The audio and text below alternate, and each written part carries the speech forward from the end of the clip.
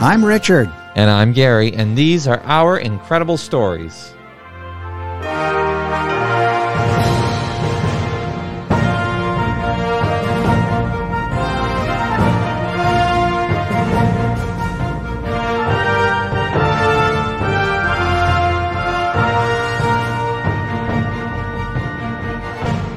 Hello and welcome back to all of our listeners from around the world and across the United States. We're so happy to have you back with us again for some more incredible stories. If you are listening for the first time, welcome to our show. Take a look around. I'm sure you'll find a few things that you like listening to.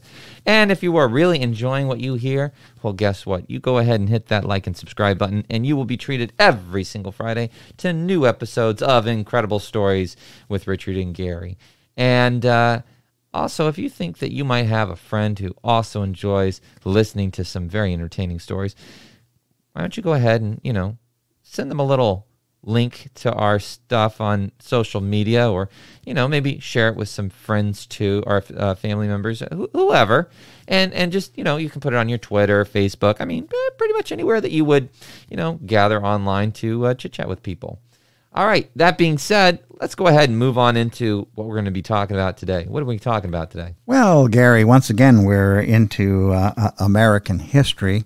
And I think you know by now, as my son, that I tend to enjoy American history and history, world history, in fact, all history.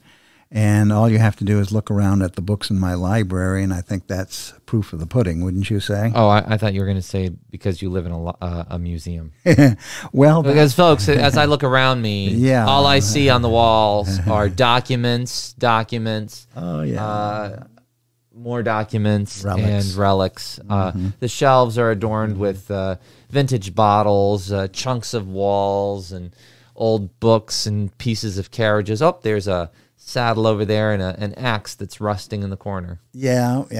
And as I look straight ahead, I see part of the original gate to the Olympic Stadium where in 1936 Hitler held the Nazi Olympics, and we've got part of that entry gate that everybody entered into for those Olympics. So history is exciting. History is lots of fun. Oh, it's fascinating. And we can't lose sight of our history or world history because we cannot. It enriches us as people, and it allows us to make informed judgments as we move our lives forward. Oh, I would agree. I would agree. What we haven't mentioned in the past is that history is made by people like you and me. And we both know from doing these podcasts that there are some very incredibly interesting people out there. They have stories to tell that won't wait. We've included a number of those folks in our previous podcasts. Oh, absolutely. And we have more yet to come. So it is people who make history.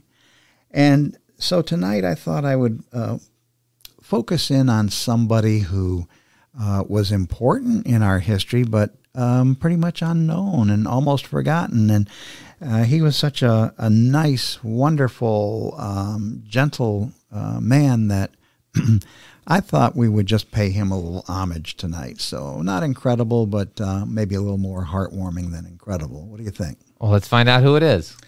Okay. His name was Franklin Pierce, and his claim to fame is he's probably America's least known president. He was the 14th president of the United States, but he's just faded out of the history books, Gary. In fact, some historians say he's more obscure than Presidents Chester Arthur, who's ever heard of him, and Millard Fillmore, who's ever heard of him. But President Pierce was president from 1853 to 1857.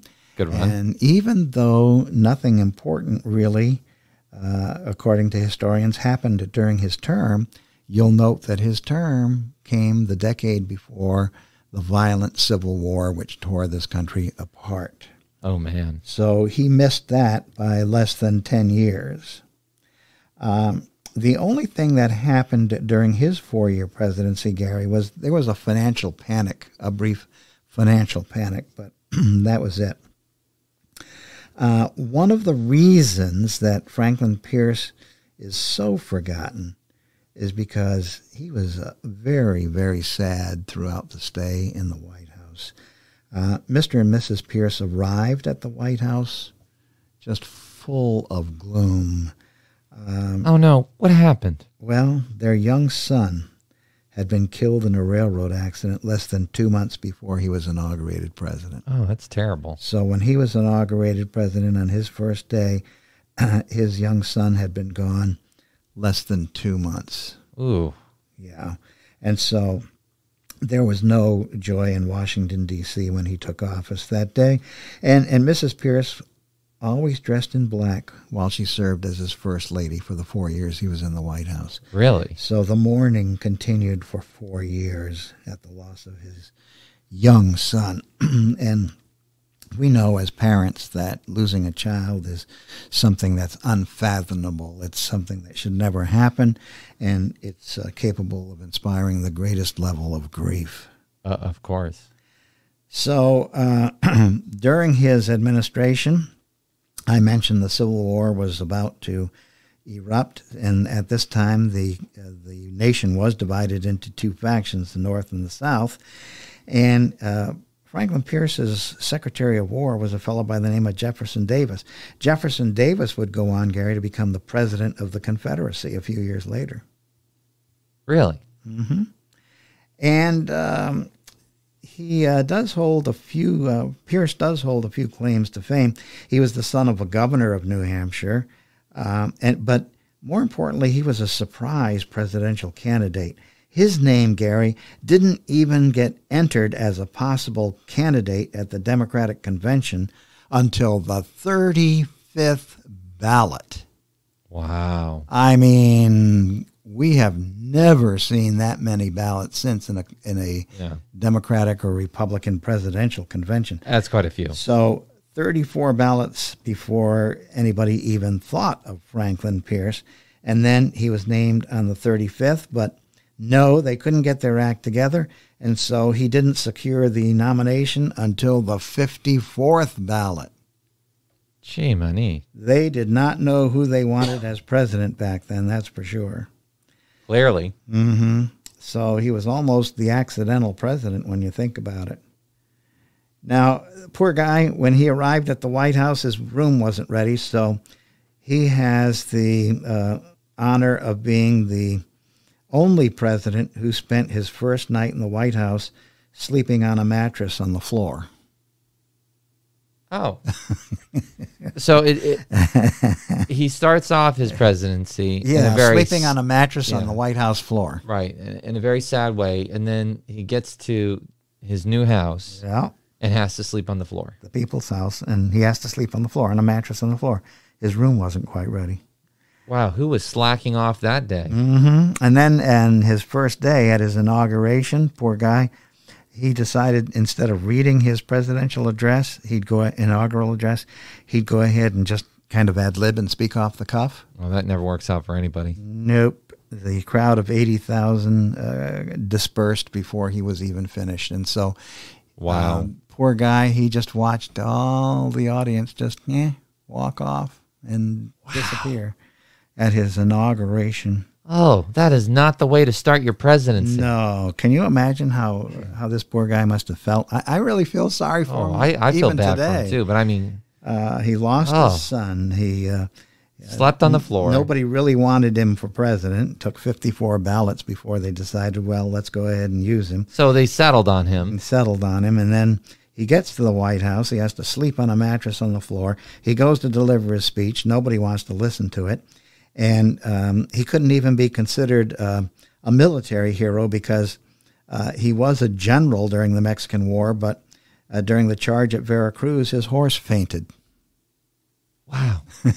So, I mean, the poor guy was just plagued with, bad luck. Yeah, bad luck indeed. However, there are a few lights. Let's end his story with a few bright lights. During the 4 years he was president, the American flag was flown in Japan for the first time. Really? Yeah. So that's something, right? Sure. I mean, count that as something, I guess. From my earliest days, I used to collect stamps, U.S. postage stamps, and then eventually international stamps. Well, the first perforated U.S. postage stamps were created while he was president. With the edges that are... Yeah. Well, the way we look at a stamp now. Yeah. So the first perforated U.S. postage stamp was created while he was president, and that's important to anybody who is a stamp collector. The patent for that sleeping car was issued. We've mentioned in a previous podcast that the sleeping car was an American invention. Well, under Franklin Pierce's administration, the U.S. government patent for that sleeping car was issued. Condensed milk was invented. Oh, I love condensed milk. Well, that was invented while Franklin Pierce was president. Straight up candy. But his bad luck continued to follow him, and even at the end of his presidency, it was there. He failed to win the Democratic nomination for re-election, so he became a one-term president of the United States. Poor guy. I feel sorry for him talking about him like this today. Oh, I do too. Franklin Pierce. He was a good man. He was a nice man. He was a humble man, but wow, things just didn't really work out for him, even though he became a president of the United States. He did make a grand tour of Europe after leaving the White House, and so he probably enjoyed himself somewhat on that. I guess so. Hopefully he didn't get sick on his tour. Yeah, and he lived to the age of 69, which was pretty good back then. Yeah, died at home in Concord, New Hampshire. 69, it was like living to be 100 back then. Yeah. So that's the story of Franklin Pierce, America's least known president. If anybody ever deserved a do-over, he did. Yeah. You can say that again. But listen to this, though. He was fortunate in one way. He was not president when the Civil War broke out. That was the bad luck of Abraham Lincoln. Well, I don't think that was the only bad luck of Abraham Lincoln. No, he was actually assassinated and killed before his, term expired. So anyways. And he lost two of his sons, didn't he? Yes, as a matter of fact. So, stop and think about that, Gary. The 14th president and the 16th president lost children and had to deal with grief in the White House. And come to think of it, Abraham Lincoln's wife had to deal with that grief, and she didn't deal with it very well. No, she did not. No. So that happened back then. Young lives were suddenly taken out of the, from their parents, and parents had to deal with grief that's just unimaginable. I don't think I would have liked growing up in the 1800s. No. You're lucky if you made it to adulthood, I guess. Yeah. Well, that's why people had large families back then. Mm-hmm. All right. Well, I mean, that to me is some very interesting stuff I didn't know about. I don't know if that's an incredible story, but I think it's definitely an interesting one. Yeah, heartwarming. I think it was important that we mention Franklin Pierce to all of our listeners. Oh, well. Wonderful person. That's all the time we have for now. But until next time. I'm Richard. I'm Gary. And that was definitely an interesting story. Again, if you liked what you heard and you want to hear more, like and subscribe. If you think others might like it as well, go ahead and share us on your social media. Until next time.